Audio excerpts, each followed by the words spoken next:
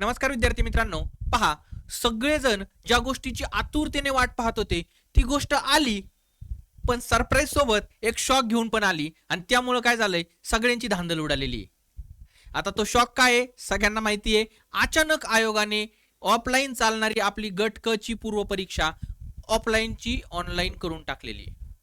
आता ती अचानक आल्याने मानसिकता कशी असते की जर समजा टेलिग्रामवरती सगळ्या बातम्या लीक होतात, पण ही बातमी अशी बॉम्ब घेऊन एखाद्या याच्यासारखा स्फोट झाला भूकंपासारखा की अचानक व्हायबल झाले सगळेजण. मग काय येते कसं येते थोडक्यात आपण अगोदर जाहिरात पाहूया, कारण भरपूर जण 2027-28 येतं, त्यांना थोडीशी अगोदर एक 5 मिनिटांमध्ये माहिती देऊया आणि आपण नंतर आपल्या मूळ विषयावरती पण बोलूया. सगळ्यात महत्त्वाची गोष्ट ही जाहिरात तुमच्या समोर आहे, त्याच्यामुळे तुम्हाला ही दिसल नाही दिसल हे आपला मोठो नाहीये. आपल्याला थोडंसं त्याच्याशी आयडिया घ्यायची आहे की 27 सप्टेंबरला जाहिराती ऑफलाईन ऑनलाईनच्या मुद्द्या पलीकडे जाऊन महत्वाचे काही मुद्दे येतं त्याच्यावरती चर्चा करा. 27 सप्टेंबरला काय आहे, पूर्व परीक्षा आहे. पद किती येतं, 2600 प्लस पद आत्ताच येतं, जे की कधीच सुरुवातीला एवढे येत नाहीत. 5000 होतील 10,000 होतील माहित नाही, आज 2600 येतं 100%. सगळ्यात महत्वाची गोष्ट हे दोन गोष्टी लक्षात ठेवा तुम्ही अभ्यास करणाऱ्या विद्यार्थ्यांनी. ऑनलाईन आहे ऑफलाईन आहे, काय होईल काय करायचं काय नाही हे सेकंडरी पार्ट झाला. हा आपल्या हातात काय, आता 27 सप्टेंबरला 2600 जागांची गटकची जाहिरात आहे, ज्याची आपण आतुरतेने वाट बघत होतो. आणि आज तारीख काय, 25 जून. जुलै ऑगस्ट सप्टेंबर 3 महिने 90 दिवस तुमच्या हातात येतं. किती, 90 दिवस येतं. तयारी कशी करायची आहे काय करायची आहे तुमचं तुम्ही ठरवा. एवढी मारामार चालू असताना सरकारी नोकरीचं काय चालू आहे हे सगळं तुम्हाला माहिती आहे, कट ऑफ किती वाढलेत ते माहिती आहे, त्यामुळे ह्या गोष्टी तुमच्या समोर असल्या पाहिजेत. पद कुठली आलेली आहेत मग त्यामध्ये उद्योग निरीक्षक, तांत्रिक सहाय्यक, कर सहाय्यक आणि सगळ्यात महत्वाचं AMVI म्हणजे मेकॅनिकल इंजिनियर साठीची असलेली RTO ची जी पोस्ट आहे त्या पोस्टसाठी आलेल्या 461 जागा सगळ्यात की पॉइंट मानता येईल. बाकी मग तुम्ही म्हणताल सर क्लर्कच्या 1864 जागा आहेत, बाकी एक्साइज वगैरे दिसत नाहीये. नक्कीच ऍड होतं, आयोगाने या नोटिफिकेशन मध्ये नेहमी टाकलेलं आहे. नंतर संवर्ग आणि जागा पूर्वचा निकाल लागेपर्यंत जेवढ्या येतील आमच्याकडं तेवढ्या वाढ करता येतात, त्याच्यामुळे तो प्रकार नाहीये. अजून एक कळीचा मुद्दा, तलाठी, नगर परिषद, एवढे मोठे संवर्ग, काय झालं त्याचं. आपल्या खिशातली वस्तू हरवली तर आपण म्हणतो ती हरवली, ती काही सापडत नाही, पण ह्या जागांचं तसं नाहीये. तलाठी जागा आहेत, सो त्या येणारच आहेत, ती परीक्षा होणारच आहे. आता ती कशी होईल, गटक मध्ये ऍड होईल का सेपरेट जाहिरात येईल, हा अभ्यासक्रम राहील का वेगळा राहील, हा आता सगळा गुप्ततेचा पार्ट आहे. आयोग ज्या वेळेस पण एक्झाम स्कीम टाकेल, सरळ सेवेचं काय ठरवलंय त्यांनी त्यावेळेस ती मोठ्या आरोग्य विभागाच्या खूप साऱ्या जागा आहेत, परत एकदा सांगितलं त्या काही हरवल्या नाहीत म्हणून आता सापडायची शक्यता नाही. त्या जागा आहेत, त्या येणारच आहेत, परीक्षा होणारच आहे. सो तुम्हाला अभ्यास करून रेडी राहायचंच आहे. फक्त आज साठीचा तो मुद्दा नाहीये, कारण त्या जागांबद्दल आता याच्यामध्ये कुठेही काही पारदर्शकता दिसत नाही, आपल्याला दिसत नाही, त्यामुळं तो मुद्दा आपण बाजूला ठेवू. दुसरी महत्वाची गोष्ट, हा परीक्षा फॉर्म 27 जून पासून चालू होणार आहे, म्हणजे परवापासूनच चालू होणार आहे. मग परवापासून चालू होणार आहे तर तुम्हाला काय गोष्टी लक्षात ठेवायच्यात. सगळ्यात महत्वाचं, बऱ्याच नवीन मुलांना EWS सर्टिफिकेट हे काढून ठेवायला लागणार आहे. जे EWS चे येतं त्यांना, जे ओबीसी मधून येतं त्यांना 26-27चं NCL नॉन क्रिमिलियर हे लागणार आहे. नंतर ह्या गोंधळामध्ये डॉक्युमेंट काढायचं राहील. परीक्षाचा शेवटची दिवस काय फॉर्म भरण्याची, 17 जुलै, म्हणजे फक्त 15 दिवस आहेत पुढचे. मग काय तुम्ही शेवटला पुण्याचं सेंटर तर तसंही 10 दिवसात संपून जातं, तो एक वेगळाच प्रॉब्लेम होईल. त्याच्यामुळे ऑनलाईन ऑफलाईन काय चर्चा याच्या नादात ह्या गोष्टी विसरू नका, म्हणून आपण सुरुवातीला ह्या गोष्टींवरती थोडीशी चर्चा करतोय. बाकी मग काय, जाहिरातीमध्ये सगळ्या गोष्टी तुम्हाला माहिती येतं, फक्त आयोगाने जे स्फोटक दिलंय ते आहे ऑनलाईनचं. पण त्याच्या अगोदर आपण हे मुद्दे लक्षात घ्या की उद्योग निरीक्षक, तांत्रिक सहाय्यक, AMVI कॅटेगरी वाईज किती आणि कशा जागा येतं पाहून घ्या. कर सहाय्यक 282 पद येतं. आणि क्लेरिकल मध्ये सगळ्यात जास्त जागा मंत्रालयीन क्लर्क 243 येतं, ज्या मुंबईत असतात, ज्याला पगार सुद्धा थोडासा बाकी क्लर्क पेक्षा जास्त आहे.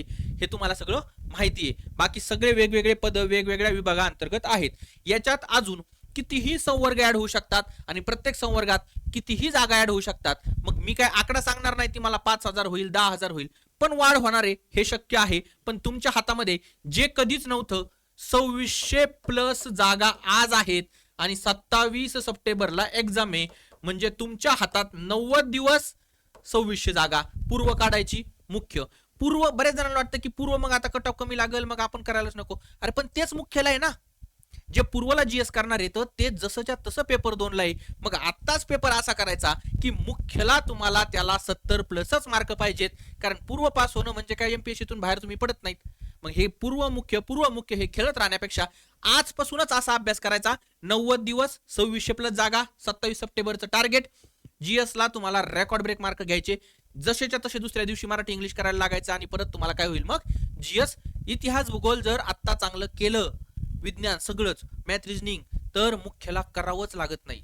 करा ना तुम्ही तिकडे मग मराठी इंग्लिश काय तुम्हाला होक्या पाठ करायचं ते इकडे कमी वेळ द्या. म्हणून तुम्ही ते डोक्यात ठेवा. अशा गोष्टी आहेत.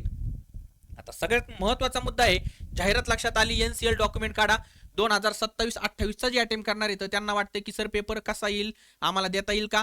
तर लास्ट इयरला जे असतील अपियर त्यांना हा पेपर देता येईल. आणि हे सगळे संवर्ग सगळ्या गोष्टी तुम्हाला कळल्या. मेन मुद्दा काय आपला आता, की परीक्षेला आयोगाने टाकलेल्या या 4 ओळी.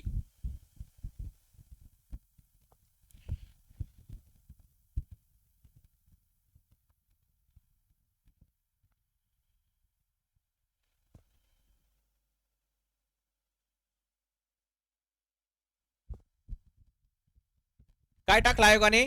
सदर संयुक्त पूर्व परीक्षा संगणक प्रणालीवरती कॉम्प्युटर बेस्ड टेस्ट सीबीटी घेतली जाणार आहे. परीक्षा एकापेक्षा अधिक सत्रांमध्ये आयोजित केली जाणार आहे. प्रत्येक सत्रासाठी स्वतंत्र प्रश्नपत्रिका दिली जाणार आहे आणि सर्व सत्रातील प्रश्नपत्रिकांचे स्वरूप आणि काठिण्यता स्तर विचारात घेता काय विचारात घेता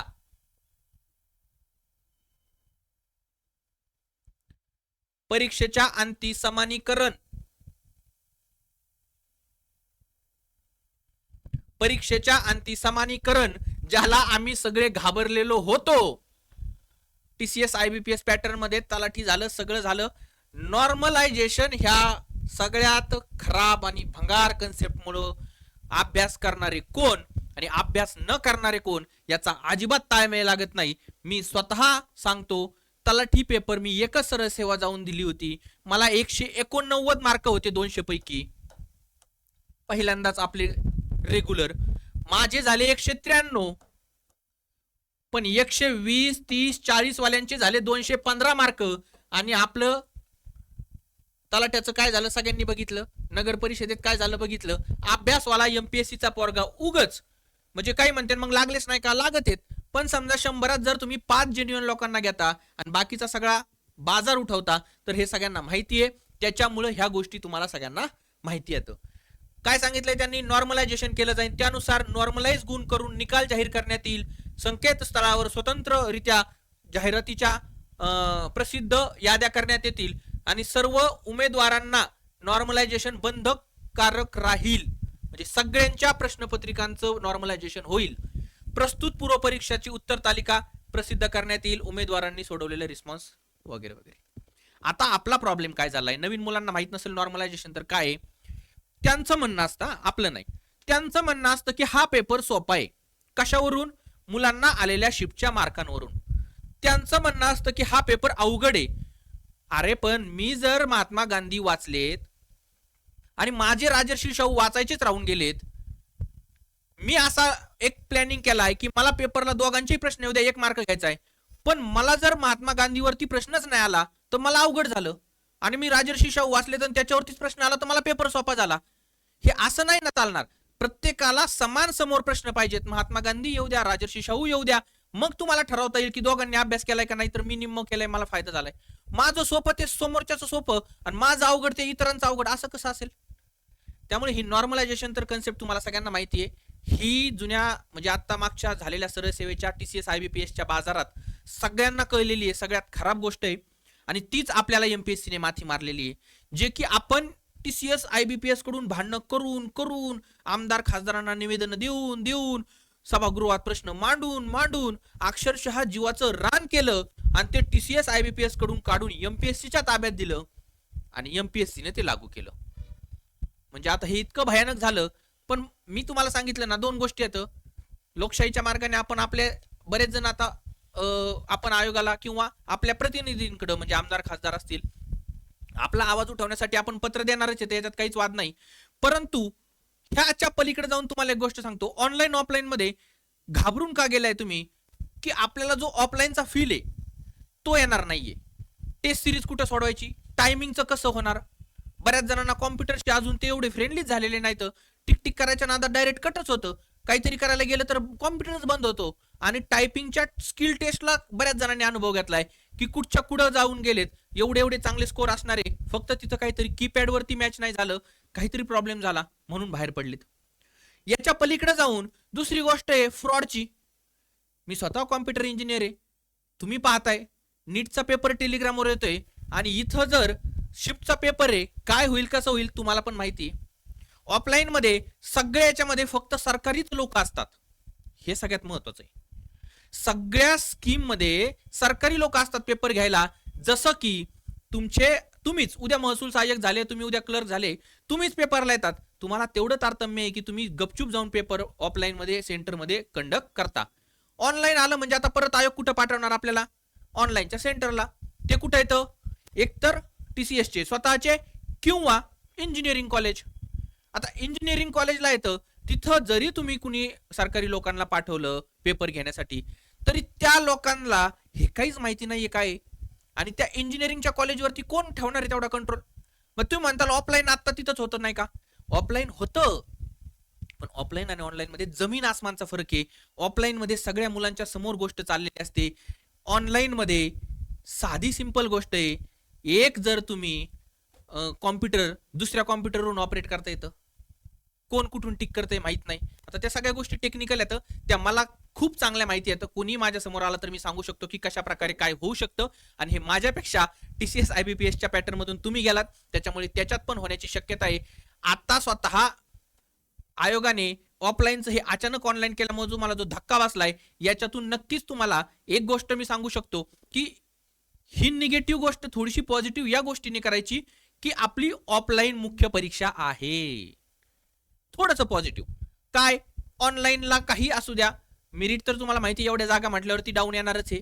मग तुम्हाला कशी तरी प्रिलियम काढायची, मुख्य आपली ऑफलाईन आहे. चला, तिथं काय मार्कांवरती खरा खेळ आहे.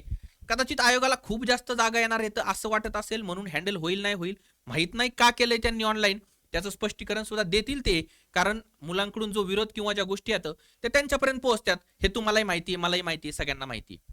पण सगळ्यात महत्वाची गोष्ट आहे की आपल्याला पॉझिटिव्ह आहे की मुख्य परीक्षा ऑफलाईन आहे, त्यामुळे आपल्याला काही फरक नाही पडत.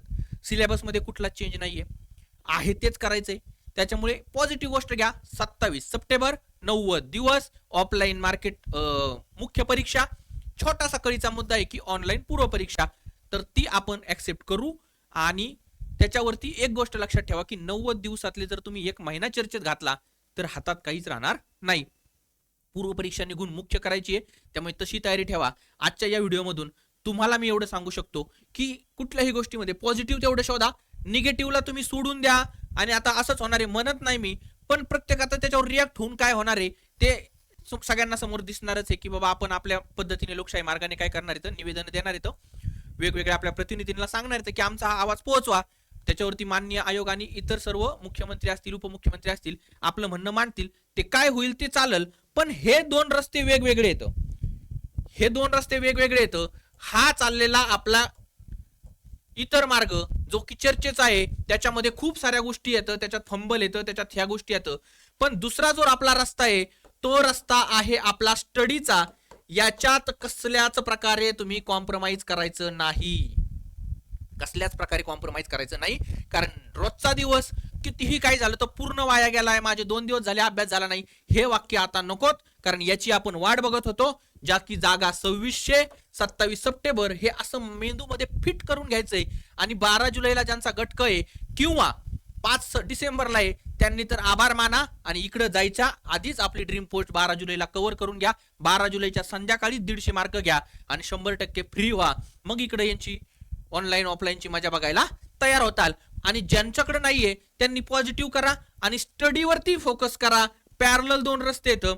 बऱ्याच जणांची गल्लत काय होते की ह्या रस्त्यात इतके गुट बनून जातात की ह्या रस्त्याला तुम्ही डायरेक्ट स्किपच करता.